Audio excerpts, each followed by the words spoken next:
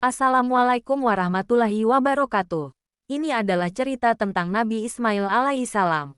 Ismail adalah putra Nabi Ibrahim alaihissalam dari istrinya Hajar, seorang budak yang dihadiahkan Raja Mesir kepada Nabi Ibrahim alaihissalam dan kemudian dinikahinya.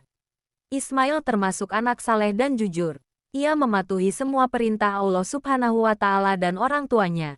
Dengan kelahiran bayi Ismail, Sarah, istri pertama Nabi Ibrahim alaihissalam, berangsur-angsur merasa cemburu sehingga meminta kepada suaminya agar memindahkan Hajar dengan anaknya ke tempat yang jauh. Atas wahyu dari Allah Subhanahu wa Ta'ala, Ibrahim alaihissalam memenuhi kehendak istrinya itu. Ia kemudian memindahkan Hajar dengan bayinya ke tengah padang pasir di Mekah, dekat sebuah bangunan suci yang kemudian dikenal sebagai Ka'bah. Ia kemudian meninggalkan mereka di tempat yang kering itu dan kembali ke Palestina untuk menemui Sarah. Dalam perjalanan itu tidak henti-hentinya Nabi Ibrahim alaihissalam memanjatkan doa memohon keselamatan bagi istri dan putra yang ditinggalkannya. Setelah makanan yang ditinggalkan habis, Hajar bersusah payah mencari air. Di antara bukit pasir ia berlari dari satu bukit ke bukit lain, bolak-balik sebanyak 7 kali. Atas pertolongan Allah Subhanahu wa Ta'ala melalui malaikat Jibril, tiba-tiba di dekat Ismail muncul sebuah mata air yang bening. Hingga kini, mata air yang bernama Sumur Zam-Zam itu masih ada. Bukit yang dilalui Hajar dinamakan Safa dan Marwah, sedangkan peristiwanya kemudian dikenal dengan ritual sa'i dalam ibadah haji.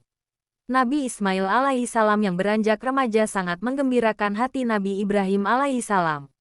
Tetapi kegembiraan itu tiba-tiba buyar karena Nabi Ibrahim AS menerima perintah Allah Subhanahu wa Ta'ala lewat mimpi, yang meminta agar anak kesayangannya itu disembelih.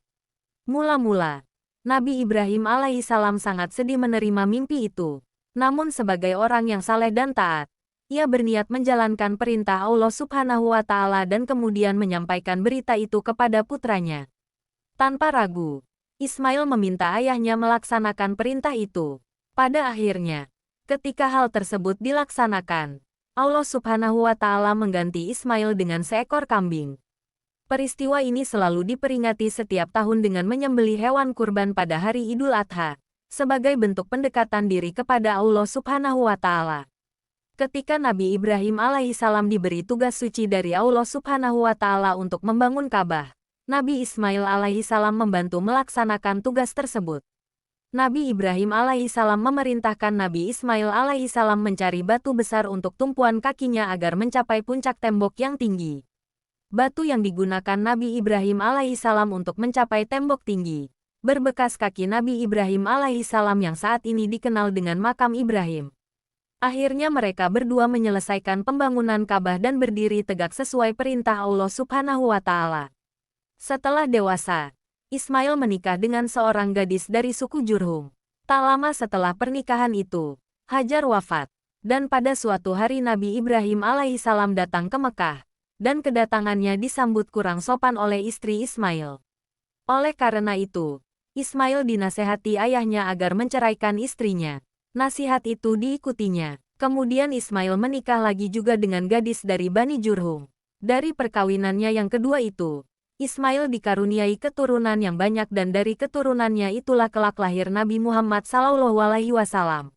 Dalam berdakwah, Nabi Ismail alaihissalam diutus Allah Subhanahu wa Ta'ala ke negeri Yaman dan Amalek agar kaumnya menyembah dan mematuhi perintah Allah Subhanahu wa Ta'ala.